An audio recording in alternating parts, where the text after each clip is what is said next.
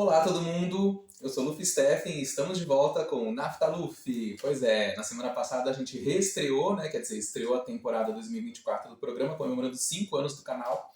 E agora damos continuidade, né? Afinal de contas, estou de volta. Pois é, minha gente. E o assunto do momento para os colecionadores de novelas antigas, os noveleiros raiz, é o projeto Fragmentos, né, que desde o começo do ano tem surgido na plataforma de streaming da Globo, né, a Globoplay, deixando todo mundo em polvorosa, né? Quem diria que a novidade seria pedaços de novelas, né, cacos, fragmentos, pois é. Mas é o que está rolando agora. E vale dizer que muita gente tem falado sobre isso, né, nas redes sociais, etc e tal, mas a gente sabe que é legal explicar o que é o projeto Fragmentos, afinal de contas. Pois é, são novelas que a Globo vai disponibilizar que tem entre 2 a 20 capítulos. Então tem novelas que tem 2 capítulos, outras tem mais e podem chegar até a 20. Até agora, de todas que entraram, a que entrou com mais capítulos foi Sol de Verão, com 8, e o Rebu, a que entrou com menos, 2, né? E muitas novelas a gente sabe que vão ser 2 mesmo, né? É o caso de Os Gigantes, né, que está programado agora para março, que parece que é só o primeiro e último capítulo, vamos ver, né? Muita gente fala, não, porque as novelas se perderam no incêndio da Globo, nos incêndios, os famosos incêndios da TV Globo.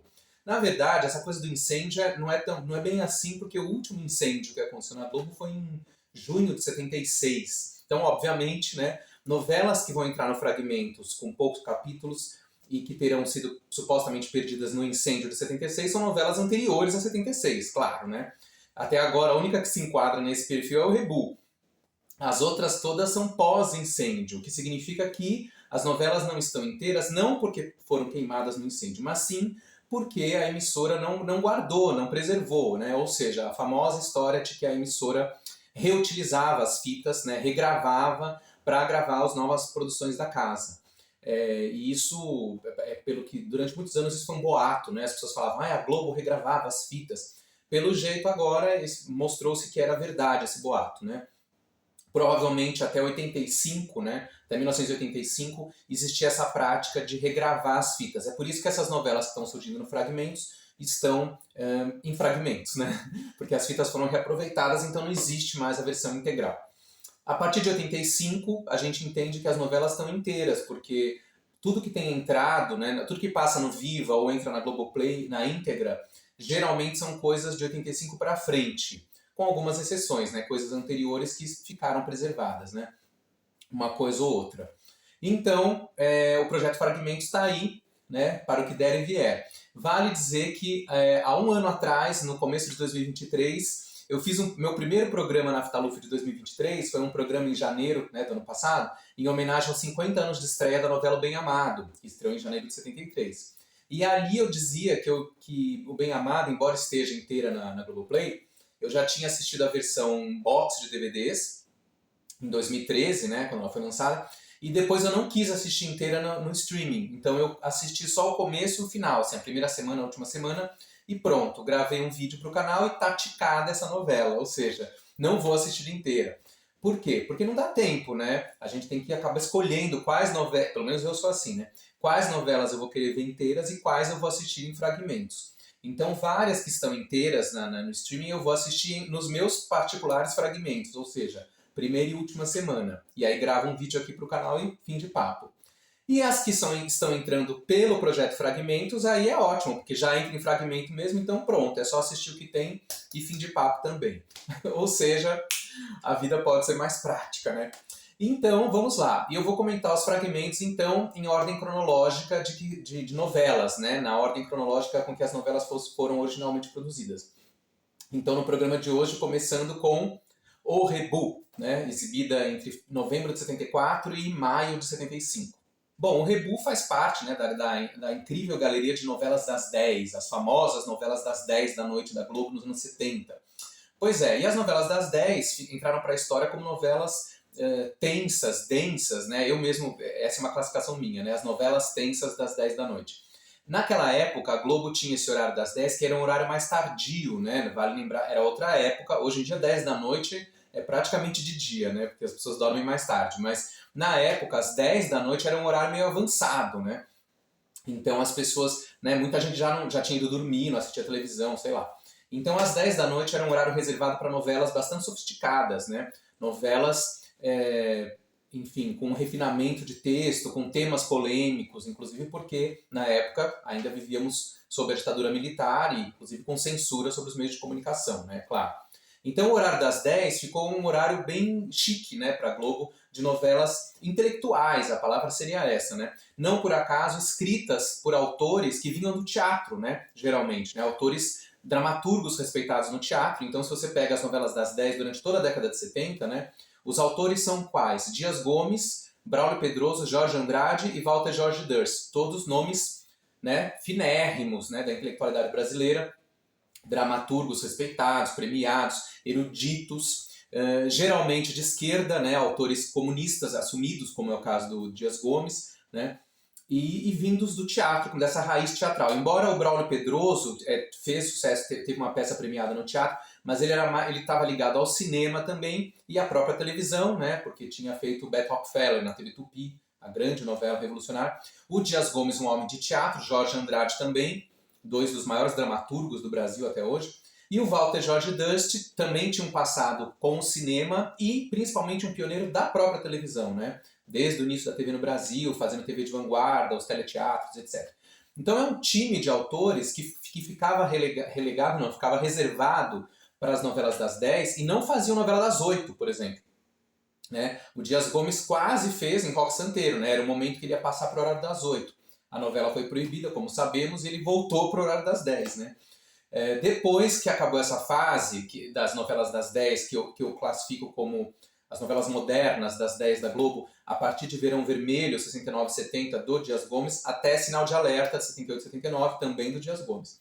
Depois dessa fase, teve mais duas tentativas da Globo reavivar o horário, em 83 e 84, com Eu Prometo, da Janete Claire, surpreendentemente, né, uma autora famosa pelo horário das 8, a maga das 8, foi pro horário das 10, mas acabou falecendo durante a novela. Quem concluiu a novela foi a Glória Pérez, colaboradora dela, com a supervisão do Dias Gomes. E a outra tentativa foi com o próprio Dias Gomes, em 90, 91, com a Araponga. Né? Mas, de qualquer forma, o que fica para a história é essa era de ouro das novelas das 10 nos anos 70. Né? Dessas novelas, quase todas, algumas, né, eu acho que nem todas, bom, obviamente que nem todas sobraram inteiras, né?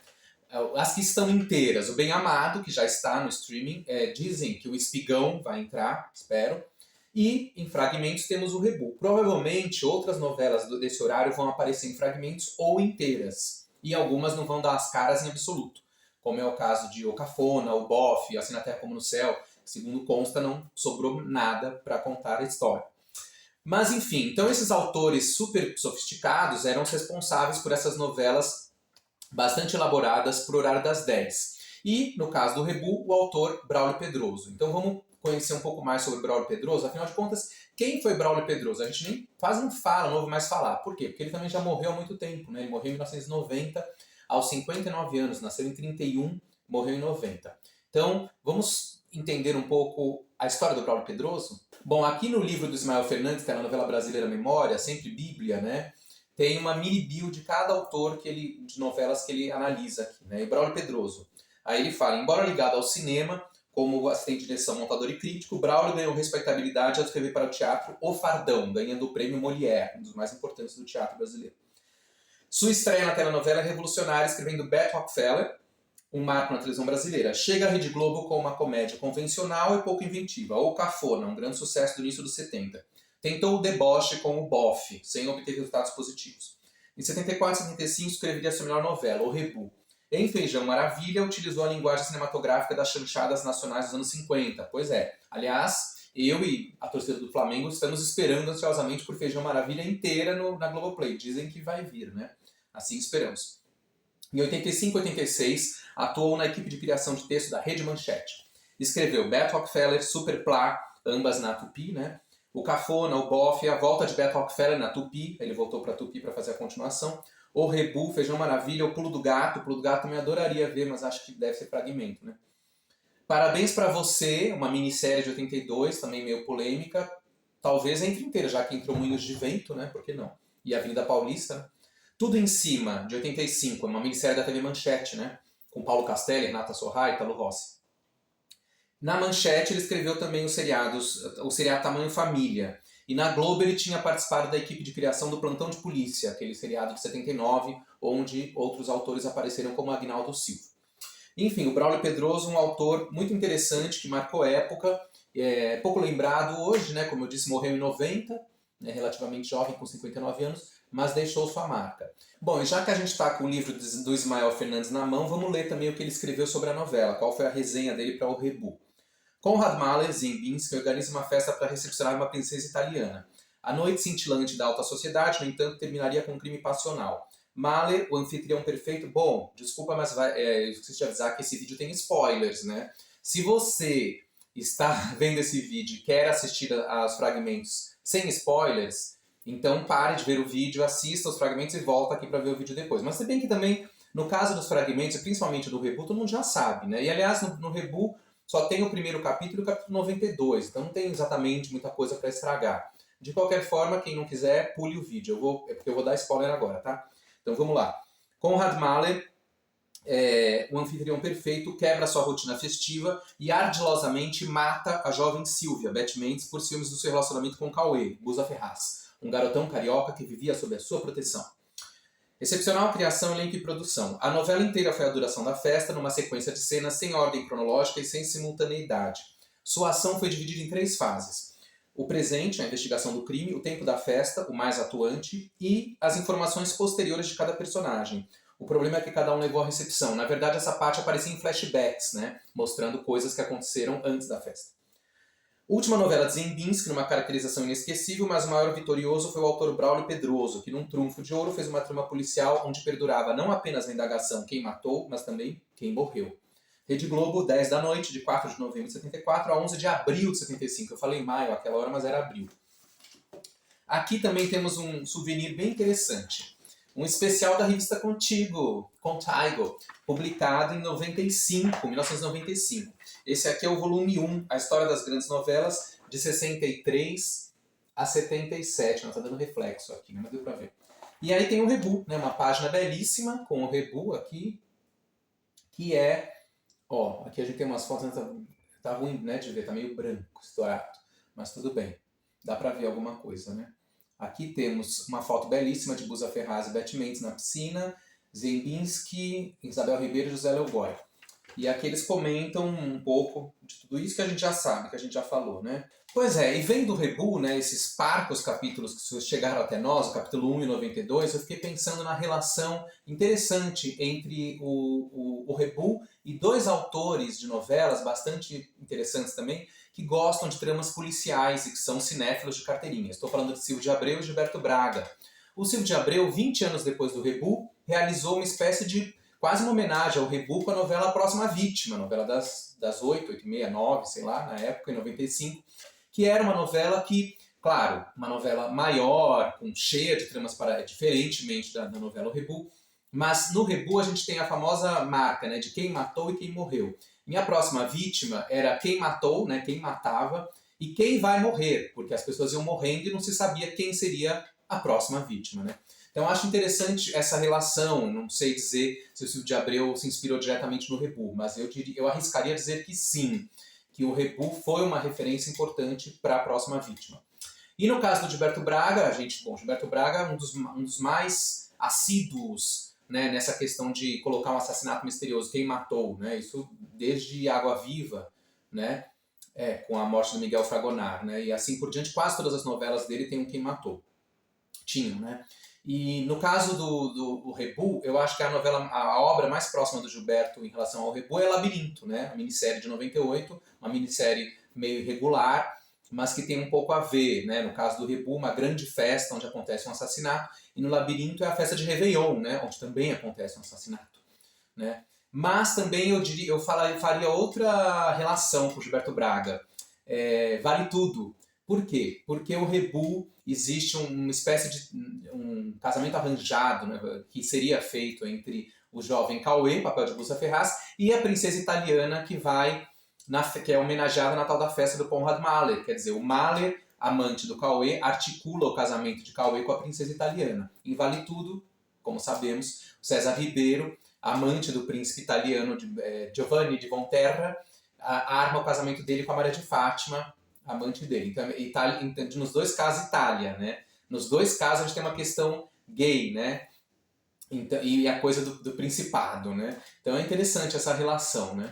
Mas para mim o Rebu também faz uma referência, acho que aí no caso do Braulio Pedroso deve ter sido meio sem querer, né? Uma referência indireta, fui eu que achei que tinha a ver, com o famoso jogo Detetive. Quem não se lembra do jogo Detetive, não é? E aí eu fui pesquisar e descobri que o jogo Detetive, na verdade, é um jogo estrangeiro, né?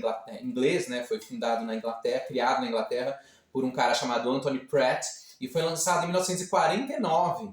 No Brasil ele chegou em 77, lançado pela Estrela, e virou uma febre, uma mania, né? Naquele final dos anos 70 e durante toda a década de 80, acho que até 90, foi um jogo muito famoso entre a garotada, né?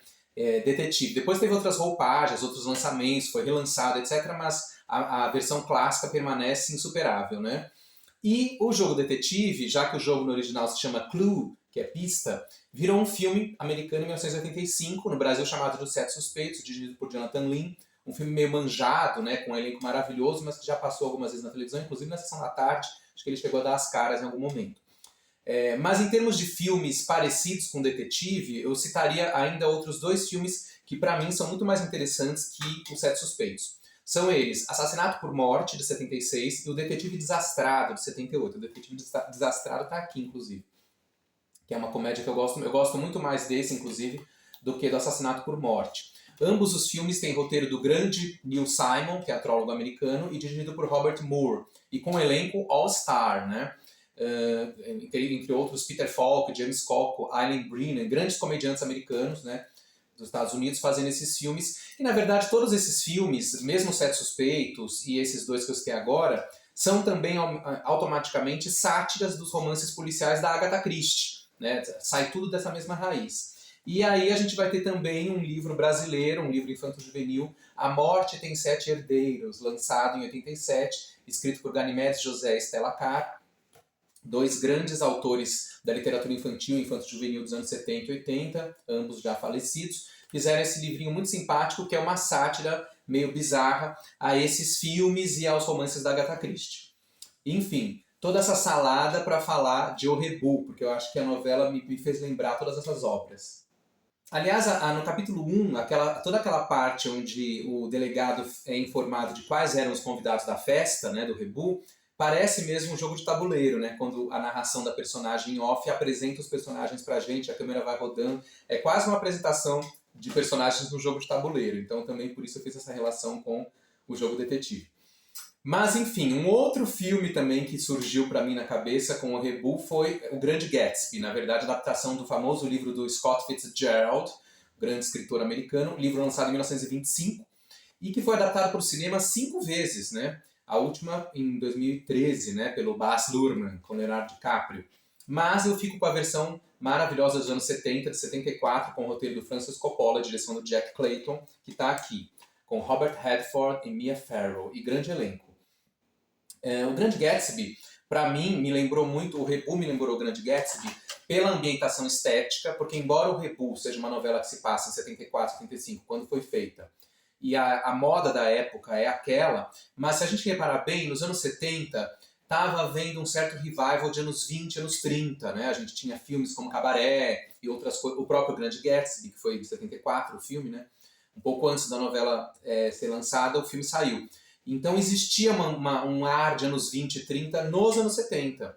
É por isso, talvez, que nos figurinos da novela O Rebu, e até nos desenhos de abertura, existem adereços e coisas que remetem aos anos 20. Isso fica mais claro ainda na personagem da Bette Mendes, a Silvia, que chega na festa com uma roupa bem anos 20, né? Um vestido da época com aquela colar de pérolas comprido, né? Uma coisa meio Charleston, meio melindrosa. O cabelo dela também, total melindrosa, né? Um cabelo curto que pega rapaz, né?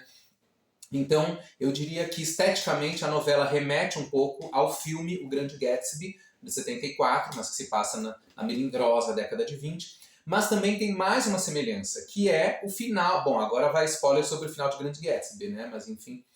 No final do livro e do filme, no caso do filme de 74, o personagem principal, o Jay Gatsby, é assassinado na piscina, né? Ele é alvejado na piscina e morre na piscina.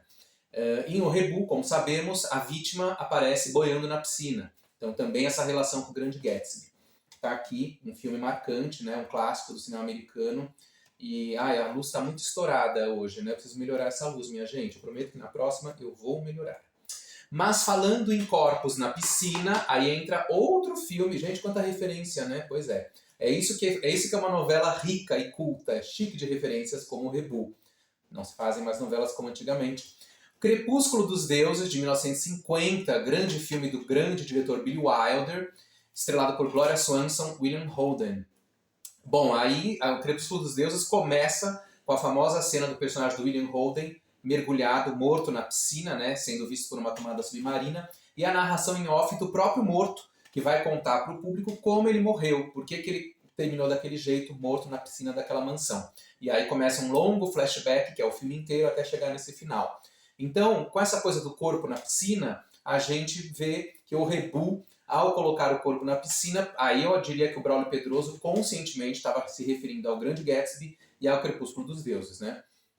Enfim, no caso do Crepúsculo dos Deuses tem ainda mais uma coisa. Aliás, só um detalhe, Gilberto Braga também é muito fã do Billy Wilder e do Crepúsculo, era, né, fã do Billy Wilder e do Crepúsculo dos Deuses. Tanto é que no final de Celebridade, ele declarou que ele queria que a Laura, né, a Cláudia Abreu, tivesse morrido na piscina, como em Crepúsculo dos Deuses. E ele só não fez isso porque parece que a imprensa ia conseguir gravar de cima as filmagens na piscina, então ele resolveu que ela ia morrer dentro de casa mesmo, né?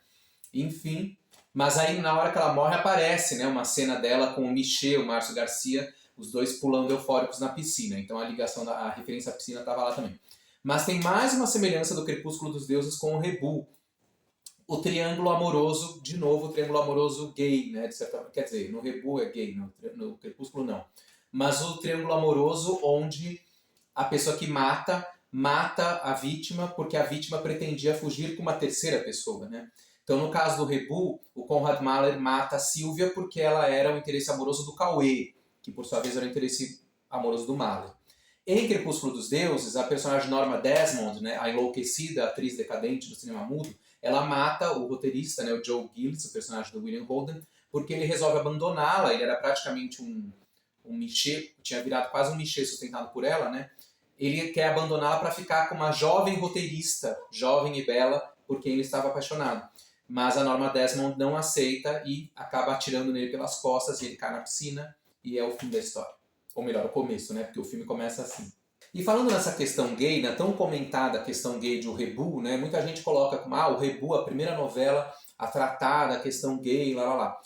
Já tinham existido alguns personagens gays ou LGBTs em novelas de maneira discreta ou insinuada, alguns nem tão insinuada assim, como é o caso do costureiro Rodolfo Augusto, que parece que é um costureiro afeminado, interpretado por Hélio Fontoura, na novela Assim na Terra como no Céu, do Dias Gomes, novela das 10 da noite.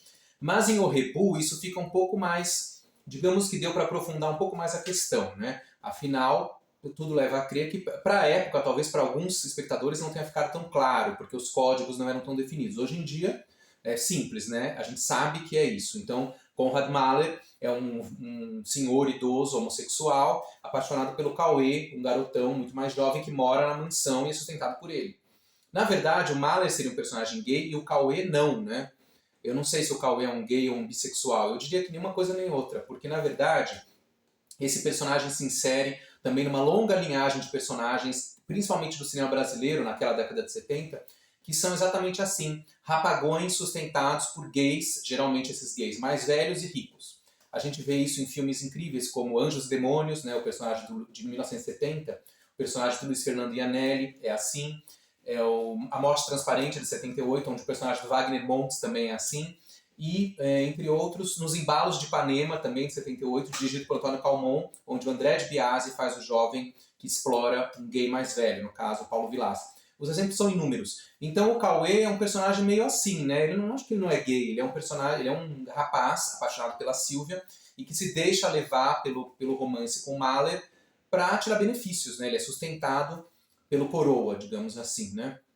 Então essa questão gay está ali. Inclusive no primeiro capítulo, naquela cena onde eles têm uma discussão, uma cena de flashback, né? Onde já aparece a questão do ciúme, né? O Cauê chega tarde em casa, o Mahler vai tomar satisfação, dá uns tabefes na cara do menino e ele revida dando uns murros no Mahler, né? E aí a direção do Walter Avancini também, né? soube ser sutil, né? Quando o Mahler cai, reparem isso no primeiro capítulo, quando ele cai no chão e a câmera vai para perto dele, né, no nível dele, ele cai no chão, vai no rosto dele. O Cauê passa na frente da câmera virado de costas para nós, né? E o que é que a gente vê em primeiro plano? A bunda dele, né? Então essa parte é muito homoerótica, fica claro. Quando ele coloca um homem de bunda para a câmera e o Mahler na frente dele com o rosto próximo do sexo do personagem que está em pé, ele está fazendo também uma alusão, né, a um sexo oral entre os dois homens, enfim. Então essa cena, por exemplo, essa simples cena, esse simples plano de câmera é genial, porque ali está passando a mensagem por baixo do pano, né? Fala, ó, é uma questão gay aí, hein? São dois homens, papapá. Então, muito interessante. Mas também vale a gente mencionar que a novela também tinha duas mulheres, né, que se envolviam, que são as personagens Glorinha, interpretada por Isabel Ribeiro, e Roberta, interpretada por Regina Viana. Duas atrizes interessantíssimas, né? Isabel Ribeiro faleceu há bastante tempo, e a Regina Viana acabou de falecer, né? Foi esses dias aí que se veio a notícia da morte da Regina Viana. Enfim, as duas são mulheres que durante a trama, a gente não consegue ver isso agora, porque a novela só tem 2 capítulos. Mas todo mundo já sabe que durante a trama elas abandonam os seus maridos, né? A Isabel Ribeiro abandona o Mauro Mendonça e a Regina Viana abandona o Felipe Wagner, e elas ficam juntas, né? Há quem diga, parece que a última cena das duas, no último capítulo, que a gente não tem, é uma cena que também tem uma mensagem subliminar, onde elas estão indo fazer uma viagem, e a câmera focaliza as duas olhando uma para a cara da outra e dá um zoom nos bondinhos do Pão de Açúcar, que se cruzam assim, formando como se fosse um simulacro do beijo delas que a gente não vê. Então é interessante também essa questão do rebu, né, de colocar a questão gay masculina e a questão lésbica. Ousadia, né, em 74, 75, minha Nossa Senhora, quase 50 anos. 50 anos, né, a novela estreou em novembro de 74, quase 50 anos. E por falar em Ziembinski e Busa Ferraz, que são os atores que interpretam Konrad Mahler e Cauê, vale a pena falar um pouco desses dois personagens, né, da vida real que infelizmente também já faleceram. Bom, o Ziembinski morreu em 78, aos 70 anos de idade. Na verdade, o Rebu foi a última novela dele, né? O último personagem foi o Konrad Mahler. Ele era um ator polonês, né? O Ziembinski era polonês e veio para o Brasil, acho que nos anos 30 do outro século, né? E foi um nome importantíssimo do teatro brasileiro, principalmente, também teve atuações no cinema, e depois, nos anos 70, na Globo, tornou-se um diretor importante dentro da emissora, dirigia coisas, além de atuar, né? Mas ele deixou sua marca no teatro brasileiro. Para quem não sabe, o Ziembinski é considerado o grande responsável pela modernização do teatro brasileiro, quando, em 1943, ele dirige a montagem de Vestido de Noiva, de Nelson Rodrigues, propondo a famosa coisa dos 3 planos de ação, né? O plano do presente, da memória e da alucinação, né, da personagem principal, Alaide, né, a personagem principal dessa grande peça do Nelson Rodrigues. Então a montagem de 43 do Vestido de Noiva, dirigida pelo Ziembinski, é considerado um marco, né, do teatro brasileiro moderno. Além disso, nos anos 70, o Ziembinski fez muitos papéis interessantes na Globo, como eu disse, e além do Konrad Mahler, ele já tinha feito um personagem que tem a ver com a questão LGBT, que foi na novela O Boff, também do Braulio Pedroso, onde ele interpretava a velha Stanislava, que até hoje não ficou claro se aquilo era uma personagem, se era um transformista, ou uma pré-drag, ou sei lá o quê, ou se era o Ziembinski interpretando uma mulher, uma senhora idosa, por que não também, né? De qualquer forma, em algumas listas de coisas LGBTs aparece o Ziembinski no papel da Stanislava em O Boff. O Busa Ferraz, por sua vez, também fez papéis gays além do Rebu. Em Brilhante, por exemplo, ele interpreta o namorado do Denis Carvalho, né, que fica com ele no final. Né? O Denis Carvalho, o personagem Inácio, que segundo consta também, infelizmente, a novela Brilhante também vai surgir só nos fragmentos. O personagem Denis Carvalho tem um namoro com o João Paulo Adur, mas termina mesmo com o Busa Ferraz, que é o namorado dele. E também em Labirinto, do Gilberto Braga, de novo, né, Brilhante, Gilberto Braga, Labirinto também, tem uma história meio mal contada, onde as pessoas desconfiam que o personagem do Busa Ferraz tem um caso com o personagem do Raul Gazola. Depois eles não era isso, era uma outra coisa, enfim, sei lá. De qualquer forma, o Busa Ferraz também é um ator que faz falta, um ator interessante na televisão. Morreu em 2010, aos 59 anos. Mas o elenco de Rebu também tem muitos outros atores e atrizes que já faleceram, que deixam saudades. Então é muito saboroso ver essas pessoas nesses 2 capítulos do Rebu, né? Atores como José Léo Goy, Teresa Raquel, Rodrigo Santiago. Isabel Ribeiro, Regina Viana, enfim, são vários os exemplos. É bem saborosa essa novela, né? Uma pena que a gente tem só o primeiro capítulo e o capítulo 92, né? O primeiro capítulo já é meio manjado, né? Já, digamos que ele já circula desde os anos 2000 aí, né, nos subterrâneos dos colecionadores. Então eu, por exemplo, já tinha visto esse capítulo algumas vezes, o primeiro. Mas o 92 eu nunca tinha visto. Uma pena que não temos o último capítulo, mas o 92 é um capítulo bem marcante, né? Afinal de contas, acontece ali, digamos que, um capítulo próximo do fim, né? O capítulo 92, 20 capítulos antes do término, a novela terminou no 112, né? E ali no final do capítulo 92, a gente tem, digamos, uma dupla revelação, né? A gente tem a concretização de que é Silvia, a mulher que está na piscina, né, boiando, e porque isso é falado, e o personagem Cauê acusa o Mahler, né? Termina o capítulo com ele falando assassino. Então ali a gente já tem meio que já entrega um pouco tudo, né? A morta e quem supostamente matou, né? Que no fim é o Mahler mesmo. Bom, minha gente, eu só posso dizer que eu lamento muito que o Rebu não esteja inteira. É uma pena que o destino é irônico, né? Assim, se eu tivesse naquele programa Domingo no Parque, né, do SBT dos anos 70, 80, naquele quadro do você troca não sei o quê, por isso sim! Se eu tivesse naquele foguete e falasse assim, você prefere ter a novela O Rebu inteira e desaparecer, sei lá, 5 novelas inteiras da Globoplay, eu diria sim! Por quê? Porque tem muita novela que está inteira que não é tão relevante assim, né? Uma pena. Então, o Rebu é uma novela extremamente relevante, né? Que seria valiosíssima, preciosíssima a gente ver agora inteira, né? Já pensou que fantástico? Mas esse desejo não será atendido nesta encarnação, pelo menos. Quem sabe em outra galáxia, em outra dimensão. Então, o jeito é saborear o que tem esses dois únicos capítulos do Rebu. E trata de lamber os beijos. Ah, e o remake, alguém pode falar, não, nem, gente, me respeitem, eu nem vou comentar o remake de 2014. Vamos ficar com os 2 capítulos da versão original, ok? Então é isso. Até a próxima semana, ou em breve eu vou trazer outro vídeo de fragmentos aqui para vocês. Inscrevam-se no canal, ativem o sininho, mandem críticas, comentários, sugestões, falem do canal nas redes sociais, comentem, façam um burburinho, façam um rebu com o canal Naftaluf, porque eu estou aqui firme e forte para a temporada 2024. Obrigado por tudo e até a semana que vem, ou melhor, até breve com mais um vídeo.